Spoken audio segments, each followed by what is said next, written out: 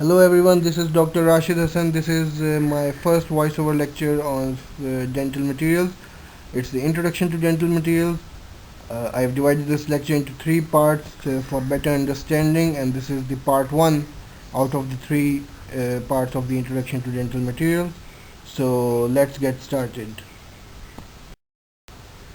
So first of all, we are going to talk about the few basic concepts of dental material. These are the things which every student must have in his mind, because they are going to be repeated time and again when we will talk about the individual materials. So if a student have a clear concept about these things, he will have no problem in understanding the individual dental materials. So a brief introduction to dental materials and the instruments. Let's move on. Well, the humans had always been prone to the dental diseases right from the start of the era. It may start up with the slight breakdown of the tooth structure and end up in the complete loss of the tooth structure. Well, it's not easy to rehabilitate, or what you can say is restore the normal dental function without taking into account the dental materials used in dentistry. First, the dentistry was just seen as an art and skill of the dentist, but later on, the science also got involved, as the material scientists made much better materials than the older one in order to improve the properties of the material. So, when we talk about the science of dental materials, we talk about the study of the composite dental materials, the properties of the dental materials, and how the dental material is going to interact with the oral environment, like how it's going to behave in the oral environment. A combined study of the composition, properties, and the biological behavior, biological interaction of the dental material is called as science of dental materials. Well, it's not only the definition for which these three things, the composition, properties, and the biological interaction, they are studied together. Basically, they are interrelated to each other as well. For example, let's think about some filling material. It's made up of A, B, C, and D. These four types of ingredients, they combine together to form that filling material. So the properties of this filling material will be dependent upon the composition, like aesthetics, hardness, toughness, fracture toughness, for example, wear resistance, etc. etc. They will be dependent upon the composition of their dental material. Same is the case with biological interaction. Either the material is causing some useful effect in the oral cavity, or it is causing some damage. That is also dependent upon the composition.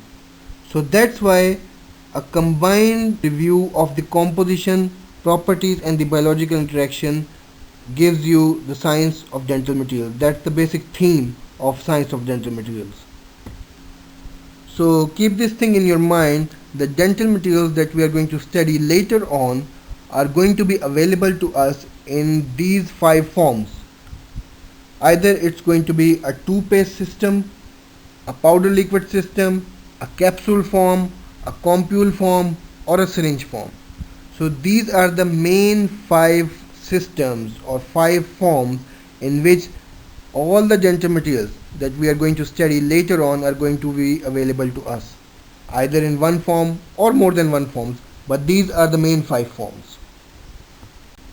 Well, here we can see the two paste system, in which one of them is a base paste and the other one is a catalyst paste. They are mixed on a wax paper pad until we get a homogeneous color. Here is the powder liquid form, the powder liquid system. We have two bottles here. One is for the powder, other is for the liquid. We use glass slab to mix these two, powder and liquid. We have a measuring scoop with this as well, with which we measure the proper ratio for mixing the powder and liquid. Here is the capsule form. As we can see, it has two compartments which are separated by a very thin membrane, and this membrane breaks off when we start to manipulate it. Dental amalgam is most commonly used in capsule form. This is the compule form. It comes up with an applicator. You really don't have to mix any material, you just have to press the applicator and the mixed material, it comes out from the front nozzle. This is the syringe form. Just like the compule form, you don't have to mix the proper ingredients. It's pre-mixed. You just have to press the syringe and the mixed material, it comes out from the front side. Now keep this thing in mind, only the two-phase system and the powder liquid system, only these two systems you have to mix manually. The third form, which was the capsule form, you don't have to mix it, you just have to put it into the amalgamator and it is mixed mechanically. The remaining two form, the compule form and the syringe form, you don't have to mix, they are pre-mixed. You just have to press the applicator or the syringe and the mixed material comes out. Next are the mixing surfaces. There are four types of surfaces used to mix dental materials. Either it's going to be a glass slab, rubber mixing bowl or a glass tapping dish. Here is one of the surfaces. This is the glass slab, and here in the picture you can easily see dental. Well, the temperature of this glass slab holds very much importance in the setting time or mixing time of the dental material. If you want to prolong the mixing time, you have to keep this glass slab chilled. And if you want to, here is the glass slab. In the picture you can see a dental cement being mixed on the glass slab. The temperature of this glass slab holds very much significance in dentistry. If you want to prolong the working time, you have to keep this glass slab cool or refrigerated to prolong the working time. If you want to reduce it, you have to increase the temperature of this glass slab. Well, here are the wax paper pads. As you can see, they are available in different sizes. So according to the material which you are about to mix, you will choose the size accordingly. For example, if you are mixing calcium hydroxide cement, you will need a small sized wax paper pad, and on the other hand, if you are mixing some elastomeric impression material, you will need a larger wax paper pad to mix it. One of the most commonly used mixing surfaces is the rubber mixing bowl. It is used to mix soft plaster, hard plaster. It is also used to mix the alginate impression material.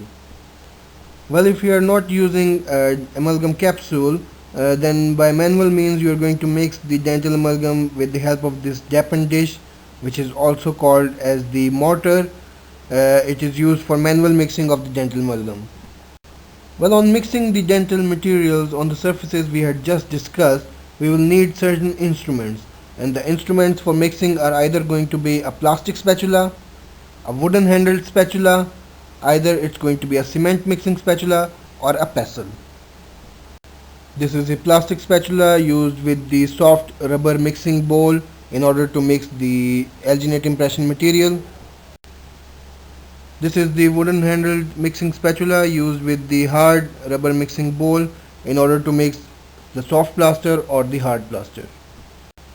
Well, these are the cement mixing spatulas. As you can see, they are available in different shapes and sizes. So they are used to mix the dental cements for either luting or restorative purposes, either on the glass slab or a wax paper pad. Well, we talked about the glass Depend dish previously. In order to mix the dental amalgam in a manual way, we will need a pestle to mix the mercury and the alloy in a glass Depend dish. The oral environment is a very difficult environment. Why? Because it is very much demanding, very much different from one patient to another. As the patients vary from one to another, there are certain variation in one patient as well.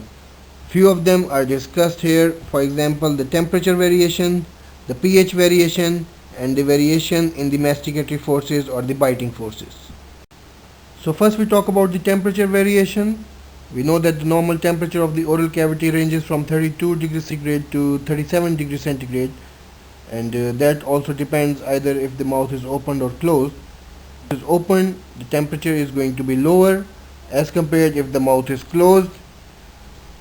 Second thing which a dentist must keep in his mind is that as a normal diet, patient may take a hot drink like a coffee or a tea, or he may take a cold drink or an ice cream.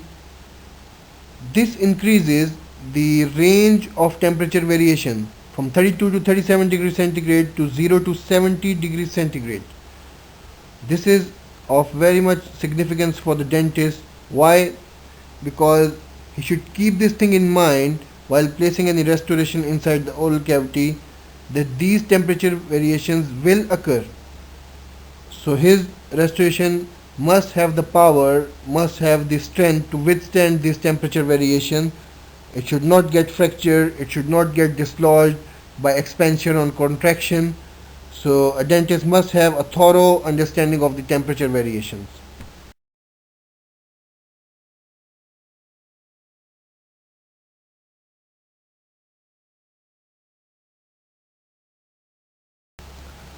So that's the end of the part 1 of the introduction to dental material. We can continue up to the part 2 of the introduction. I hope it was helpful. If you have any question, you can inbox me. Thank you very much. Take care.